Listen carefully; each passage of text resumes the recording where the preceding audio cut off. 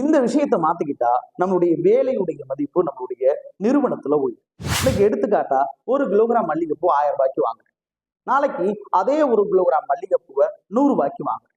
இந்த மல்லிகைப்பூ விலைக்கு ஏற்றார் போல நேற்று 1000 ரூபாய்க்கு வாங்குனீங்க, அதுக்கு ஒரு வாசம். இன்னைக்கு 100 ரூபாய்க்கு தான் கிலோகிராம் வாங்குறீங்க, அதுக்கு என்னுடைய வாசத்தை குறைச்சிக்குமே அப்படின்னு குறைச்சிக்குமா? கண்டிப்பா கிடையாது. எவ்வளவு விலைக்கு வாங்கினாலும் மல்லிகைப்பூ தன்னுடைய வாசத்தை மாற்றிக்கொள்வது கிடையாது.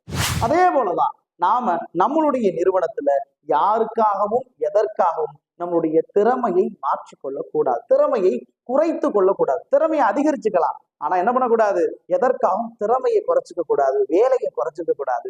அதுக்கு ஒரு ஃபார்முலா இருக்கு. ஹேவ் டு பி அப்படிங்கிற நிலையிலிருந்து பி டு ஹேவ் அப்படிங்கிற நிலைக்கு மாறணும்னா கண்டிப்பா நம்மளுடைய வேலையுடைய மதிப்பு நம்மளுடைய நிறுவனத்துல உயரும். இதை பற்றி முழுமையான பதிவு கீழே உள்ள லிங்க்ல இருக்கு, கிளிக் பண்ணி ஃபுல்லா பாருங்க, அதை ஷேர் பண்ணுங்க.